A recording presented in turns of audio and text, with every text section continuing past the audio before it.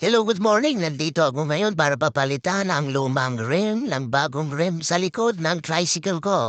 Bali dito ako nagpagawa sa Show Cycle Parts. At dito lang kasi ang mainag ni Nibel.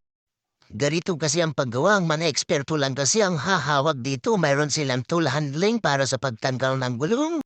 Kailangan kasi may dalawa kang tools na pansungkit para mabilis mong matatanggal at saka pwipwersahin mo to hanggang sa tumuklap yung goma. Ayan na po, very easy sa kanya. So natanggal na yung rim, naiwalay na yung gulong para maisay pa ito dahil yan pa yung gagamitin ko. Ayan, back na kasi yung rim ko kaya kailangan ng palitan ng bago.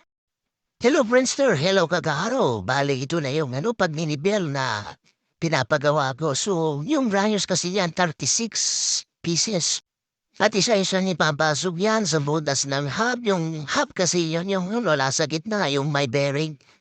Isa-isang papasok dyan sa hub na yan. Papunta ron sa may rim na 36 din ang butas. So, ganyan lang talaga yan. Itutuwid sa paghigpit-higpit, pagluwag-luwag. So, ganyan lang, ibabalansi lang para maging matuwid ang takbo o ikot. Para maging smooth pag nailagay na sa gulong talaga. Ang pag-aaral kasi niyan ng pagbibibil ay talagang hahabaan mo ang iyong pasyensya kasi pag wala kang pasyensya baga mamaya hindi mo na kaya talagang gawin yan. So practice lang yan. May kasamang endurance. Kung halimbawa medyo matagal-tagal ka na at palagi mo nang ginagawa, siyempre mararamdaman mo na lang na tama na yung ginagawa mo. At pwede ka nang sumalang at tumanggap ng maraming trabaho gaya ng ginagawa ni Gwapong pugi na pinagpapagawan ko ng aking gulong. Salamat sa inyo sa panonood.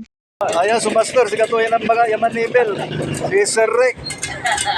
Bigay taon nyo naman ni Bel, Sir Rick. 40 years na.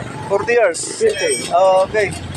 O aga, nakapamparalara yung anak nyo, amin, nakapan, palagi kayo malay pwesto yun, lago ay spare parts, Very good kay Sir Rick, si kayo inspirasyon na sa kay Kin. Inaso ko lang pwesto yun natin itong tumbuka kayo. Diyan pala bago. So, no aliwan si kayo, arayan na anak nyo. Ngaytan nyo rin marang kapatrabaho natin. Okay. Ano may sakay?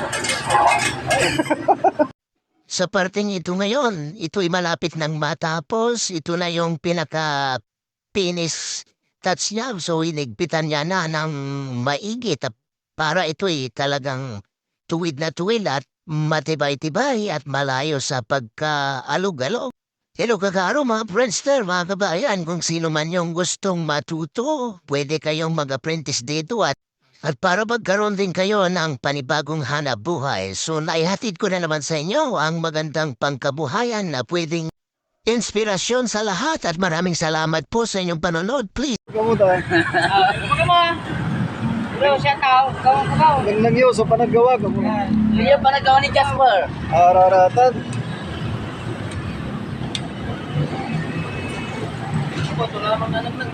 Lalagyan muna ng flap para hindi siya mabutas ulit. Para may protection siya. Hindi siya basta-basta magkaroon ng slice o sugat doon sa loob ng Boss Rick, si Romulo Kalaunan niya, si kami man manap pagawa Sir Rick na asunto sa problema mit motor, dalig, vulcanize, si kato areglado, si kato namin talagang marunong yan, lalo sa anak to, si kare si Muplay natin. So shout out kayo Sir Rick, Agulelingunan, Romulo Kalaunan Facebook account. Okay, salamat, please follow. Okay.